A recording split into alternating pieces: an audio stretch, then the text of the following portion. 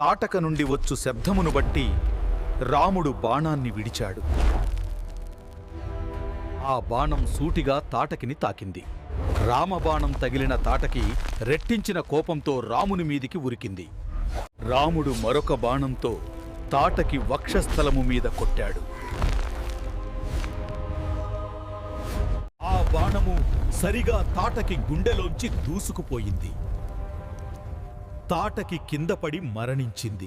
తాటకి మరణించడం చూచి దేవతలు అంతా సంతోషించారు. దేవతల అందరి బదులు దేవేంద్రుడు విశ్వామిత్రునితో ఇలా అన్నాడు: ఓ మహర్షి, నీవు రామునియందు ఎక్కువ వాత్సల్యము చూపుము. వృషాశ్వునిచే సృష్టింపబడిన అస్త్రశస్త్రములను అన్నింటినీ రామునికి ఉపదేశింపుము. ఎందుకంటే రాముడు భవిష్యత్తులో లోక కంటకులైన రాక్షసులను సంహరించవలసి ఉన్నది. తరువాత దేవేంద్రుడు దేవతలు వెళ్ళిపోయారు. ఇంతలో సంధ్యా సమయము అయ్యింది. తాటకను చంపిన రాముని సంతోషంతో చూచాడు విశ్వామిత్రుడు. వాత్సల్యంలో అతని తల నిమిరాడు. ఎందుకంటే రాముడు భవిష్యత్తులో లోక కంటకులైన రాక్షసులను సంహరించవలసి ఉన్నది. ఓ రామా, సంధ్యా సమయము అయినది. మనము ఈ రాత్రికి ఇచ్చటనే విశ్రమించి రేపు ఉదయము మన ప్రయాణము కొనసాగిద్దాము. రామలక్ష్మణులు దానికి అంగీకరించారు. అందరూ ఆ రాత్రికి తాటకా వనములో విశ్రమించారు. మరునాడు ఉదయము విశ్వామిత్రుడు రామలక్ష్మణులను మేల్కొలిపాడు. మరునాడు అందరూ నిద్రలేచారు. ప్రాతఃకాలములో ఆచరించవలసిన సంధ్యావందనము మొదలగు కార్యక్రమములు నిర్వహించారు. విశ్వామిత్రుడు రామునితో, రామా, నీకు దివ్యాస్త్రములు అన్నీ ఇస్తాను. వాటితో నీవు దేవతలను, అసురులను, గంధర్వులను యుద్ధములో జయింపగలవు. నీకు దివ్యమైన దండచక్రమును, ధర్మచక్రమును, కాలచక్రమును, విష్ణు చక్రమును, అతి ఉగ్రమైన ఇంద్రాస్త్రమును, వజ్రాస్త్రమును, శివుని శూలముతో సమానమైన శూలాస్త్రమును, బ్రహ్మశిరోనామకాస్త్రమును, అన్నిటికంటే ఉత్తమము బ్రహ్మాస్త్రమును నీకు ప్రసాదించెదను. మోదకి, శిఖరి అనే 2 గదాయుధములను కూడా ఇస్తాను. నీకు ధర్మపాశము, కాలపాశము, వారుణాస్త్రము ఇస్తాను. ఇవే కాకుండా నీకు 2 పిడుపాటులను, అనగా తడిగా ఉన్న పిడుగు, పొడిగా ఉన్న పిడుగు ఇచ్చెదను. నీకు పినాక అస్త్రమును, నారాయణాస్త్రమును ఇచ్చెదను. నీకు ఆగ్నేయాస్త్రమును, వాయువ్యాస్త్రమును ఇచ్చెదను. ఓ రామా, నీకు హయశిరము, క్రౌంచ అస్త్రము అనే 2 శక్తులను ప్రసాదిస్తున్నాను. రాక్షసులు వాడేటటువంటి అస్త్రములు కంకాళము, ముసలము, కపాళము, కంకణము నీకు ఇస్తున్నాను. ఓ రామా, నీకు విద్యాధరము అనే మహాస్త్రమును, నందనము అనే ఖడ్గమును ఇస్తున్నాను. నీకు గాంధర్వ అస్త్రమును, సౌర అస్త్రమును ఇస్తున్నాను. ఇవి నిద్రావస్థను కలుగచేస్తాయి, విముక్తులను చేస్తాయి. నీకు దర్పణ, శోషణ, సంతాపన, విలాపన మొదలగు అస్త్రములు, మన్మధుడు ఉపయోగించే మదనాస్త్రమును, పిశాచములు వాడే మోహనాస్త్రమును ప్రసాదిస్తున్నాను. ఓ రామా, ఇంకా నీకు తామసాస్త్రము, సౌమనాస్త్రము, సంవర్ధాస్త్రము, సత్యము అనే అస్త్రము, పరమశ్రేష్టమైన మాయాధరాస్త్రము,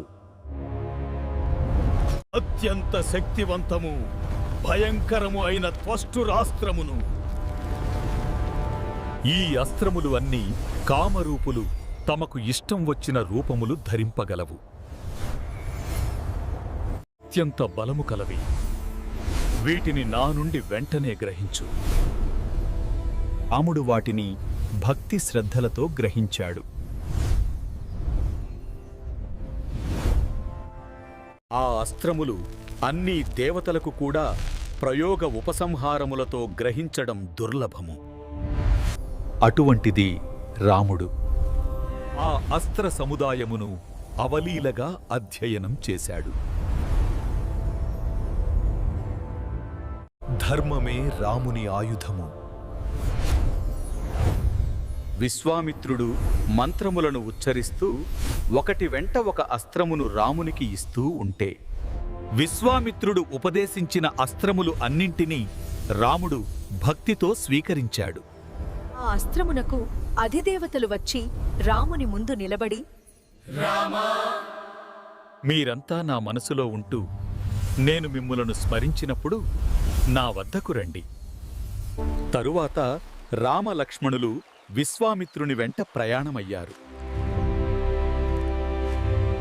ఇది వాల్మీకి విరచిత రామాయణ మహాకావ్యములో బాలకాండలో 27వ సర్గ సంపూర్ణము.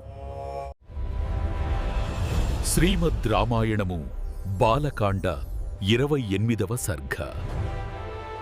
ఆ ప్రకారంగా విశ్వామిత్రుని వెంట నడుస్తున్న రాముడు మార్గమధ్యంలో ఆయనను చూచి ఇలా అన్నాడు: ఓ మహర్షి, తమరు నాకు ఎన్నో అస్త్రములను ఉపదేశించారు.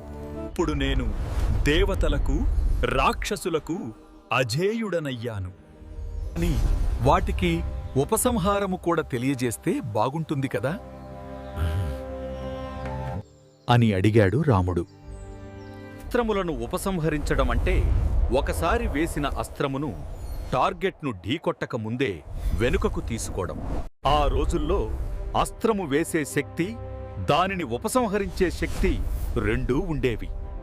నేటి రోజుల్లో తుపాకీ గాని, పిస్టల్ గాని, మిసైల్స్ గాని ఒకసారి ప్రయోగిస్తే అంతే సంగతులు. ఇంకా వెనకకు తిరిగి రావు టార్గెట్ను ధ్వంసం చేస్తాయి. అది నేటి అస్త్రశక్తి. ఆ మాటలకు సంతోషించాడు విశ్వామిత్రుడు. రామునికి తాను ఉపదేశించిన అన్ని అస్త్రములకు ఉపసంహారము కూడా ఉపదేశించాడు.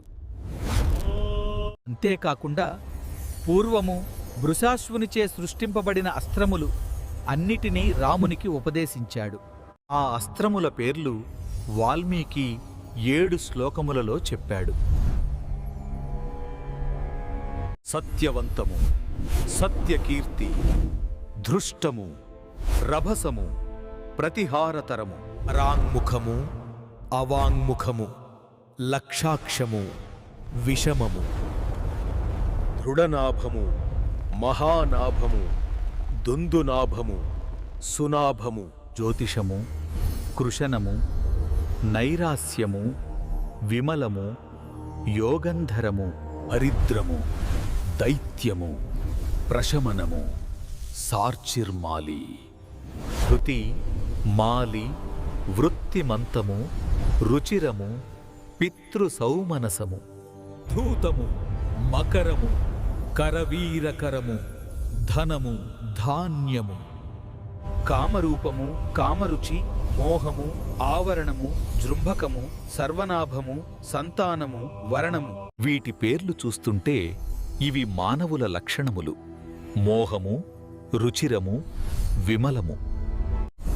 ఇంకా మానవులకు ఉన్న సంపదలు: సంతానము, శాస్త్రములు, జ్యోతిషము. అస్త్రములు అంటే కేవలం ఆయుధములు కాదు, శాస్త్రములు, లక్షణములు, వాటి అవసరత. రాముడు ఆ అస్త్రములను సంతోషంతో తీసుకున్నాడు. ఆ అస్త్రదేవతలు అందరూ రాముని ముందు నిలిచి ఆయన ఆజ్ఞ కోసం ఎదురుచూశారు. రాముడు వారిని మనసులో నిలుపుకొని తాను కోరినప్పుడు రమ్మని పంపివేశాడు. ఆ అస్త్రదేవతలు అందరూ రామునికి ప్రదక్షిణపూర్వక నమస్కారము చేసి వెళ్ళిపోయారు. తరువాత రాముడు విశ్వామిత్రుని వెంట నడుస్తున్నాడు. వారికి ఒక ఆశ్రమము కనపడింది.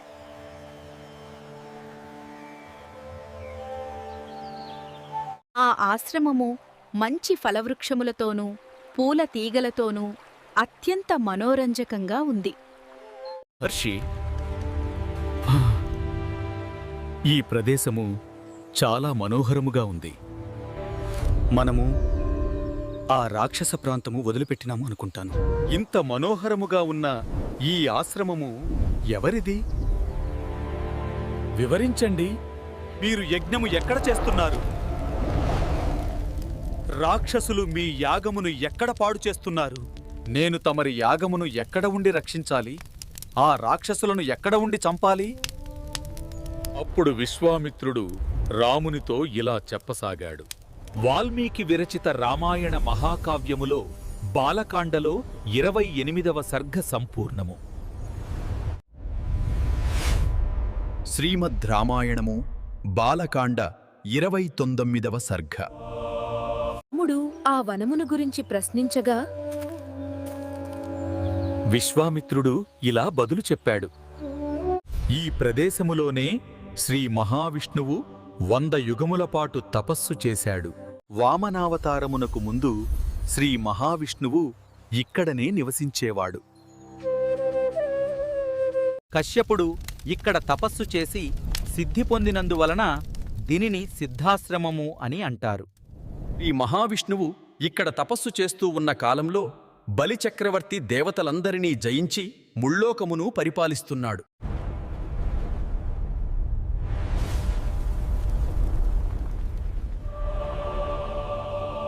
ఆ బలిచక్రవర్తి ఒకసారి యాగము చేస్తున్నాడు. ఆ సమయంలో దేవతలందరూ ఇక్కడ తపస్సు చేస్తున్న విష్ణుమూర్తి దగ్గరకు వచ్చి ఇలా అన్నారు. ఓ విష్ణు,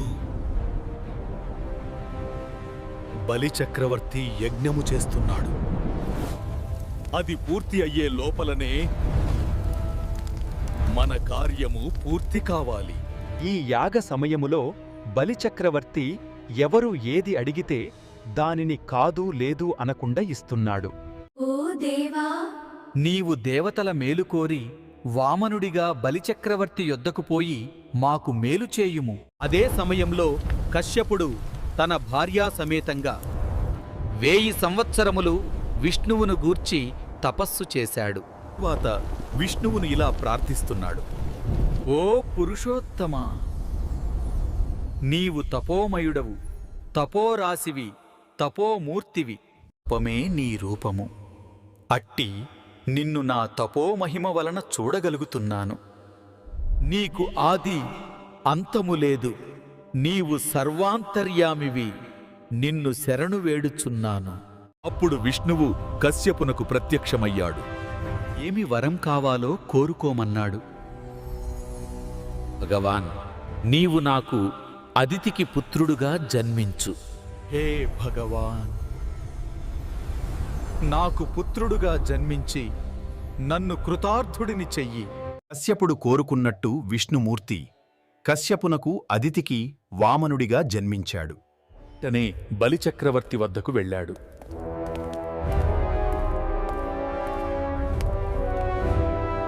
నాకు 3 అడుగుల స్థలము కావాలి అని అడిగాడు. బలిచక్రవర్తి వెంటనే వామనుడు అడిగిన 3 అడుగుట స్థలమును ఇస్తూ నీటిని ధారపోశాడు. వామనుడు బలిచక్రవర్తి నుండి 3 అడుగుల స్థలమును గ్రహించాడు. వెంటనే త్రివిక్రముడిగా పెరిగాడు. ముల్లోకములను ఆక్రమించాడు.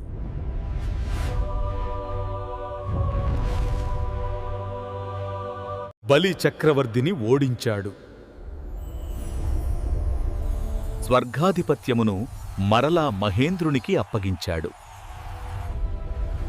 దాంతో ముల్లోకములు మరలా మహేంద్రుని అధీనంలోకి వచ్చాయి. వామనుడి మీద ఉన్న భక్తి చేత నేను కూడా ఇదే ఆశ్రమములో నివసిస్తున్నాను. ఓం హ్రీం క్లీం సౌః వామనయా నమః. ఇక్కడనే నేను యజ్ఞము చేస్తున్నాను. రాక్షసులు ఇక్కడకు వచ్చి నా యజ్ఞమును పాడు చేస్తున్నారు. నీవు వారిని ఇక్కడే సంహరించాలి. ఇప్పుడు మనము సిద్ధాశ్రమములో ప్రవేశిస్తున్నాము.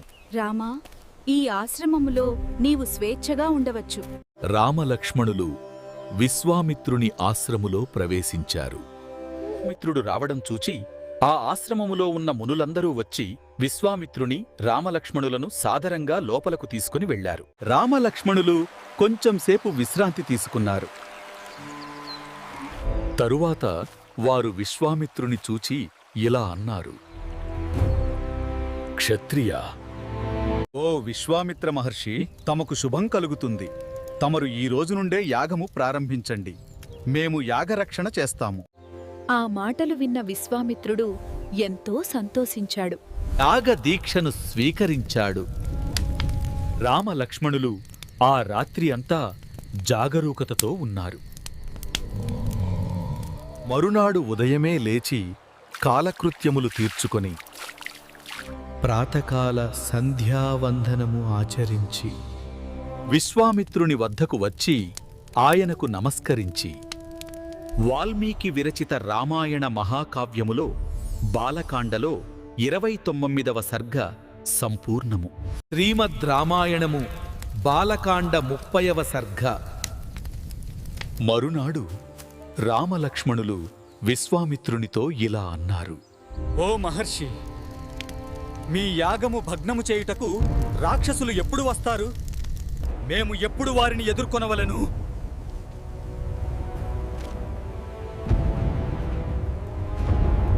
ఎందుకంటే రాక్షసులు వచ్చిన తక్షణం మేము వారిని ఎదుర్కోవాలి కదా. ఆ సమయంలో విశ్వామిత్రుడు మౌనముద్రలో ఉన్నాడు. అందుకని ఆయన పక్కనే ఉన్న ఋషులు రామలక్ష్మణులతో ఇలా అన్నారు. మహర్షుల వారు మౌనదీక్షలో ఉన్నారు. నేటి నుండి 6 రాత్రులు మీరు యాగమును రక్షించవలెను. వారి ఆజ్ఞను శిరసావహించారు రామలక్ష్మణులు. నిరంతరము ధనుస్సును చేతబూని రామలక్ష్మణులు 6 పగడ్లు 6 రాతులు యాగమును రక్షించారు. 6వ దినము గడచుచున్నది. లక్ష్మణ, ఇది 6వ రోజు. చాలా అప్రమత్తంగా ఉండు. రాక్షసులు ఏ క్షణమునైనా దాడి చేయవచ్చు. ఋషులు యజ్ఞము చేస్తున్నారు. అగ్నిహోత్రము మండుచున్నది. ఒక్కసారిగా అగ్నిహోత్రములో నుండి మంటలు భగ్గున పైకి లేచాయి. ఏదో జరగబోతోంది అనుకున్నాడు రాముడు. ఇంతలో ఆకాశము నుండి ఒక భయంకరమైన శబ్దము వినిపించింది. మారీచుడు, సుబాహుడు అనే రాక్షసులు మేఘముల రూపములో ఆకాశము అంతా కమ్ముకున్నారు. ఆ రాక్షసులు ఆకాశము నుండి రక్తమును వర్షము వలె కురిపించారు. రక్తము పడిన హేమగుండములో నుండి అగ్ని జ్వాలలు పైకి ఎగిశాయి. ఇదంతా చూచిన రాముడు లక్ష్మణునితో ఇలా అన్నాడు. లక్ష్మణ, రాక్షసులు ఆకాశము నుండి రక్తవర్షము కురిపించుచున్నారు. నేను నా బాణముతో ఆ మేఘ రూపములో ఉన్న రాక్షసులను తరిమివేస్తాను. రాముడు కోపంతో మానవాస్త్రమును ఆ రాక్షసుల మీద ప్రయోగించాడు. రాముడు ప్రయోగించిన మానవాస్త్రము మారీచుని వక్షస్థలము మీద సూటిగా తగిలింది.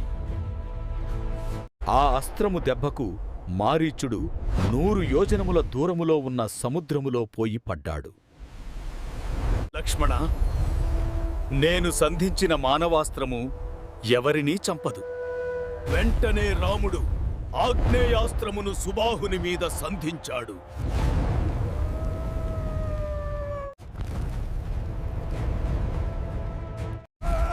ఆ అస్త్రము తగిలి సుబాహుడు నేలకూలాడు.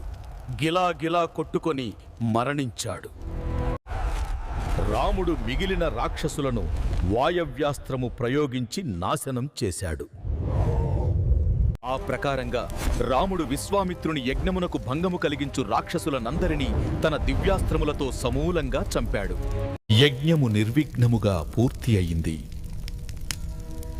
విశ్వామిత్రుడు దీక్ష నుండి లేచాడు.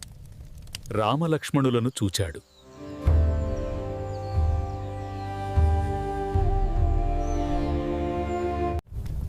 నేను సంకల్పించిన యాగము నిర్విఘ్నముగా పూర్తి అయ్యింది.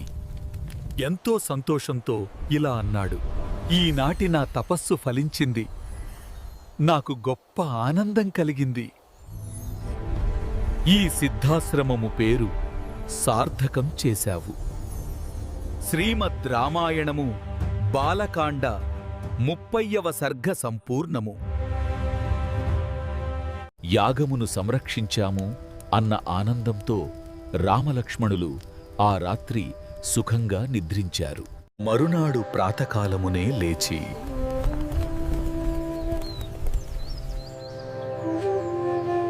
సంధ్యావందనాది కార్యములు పూర్తి చేసుకొని రామలక్ష్మణులు విశ్వామిత్రుడు తదితర ఋషుల వద్దకు వెళ్ళారు. వారు విశ్వామిత్రునికి భక్తితో నమస్కరించి ఇలా అన్నారు: ఓ మహర్షి, మేము నీ భటుల మాదిరి వచ్చి నిలిచి ఉన్నాము. ఏమి చెయ్యవలనో ఆజ్ఞాపించండి.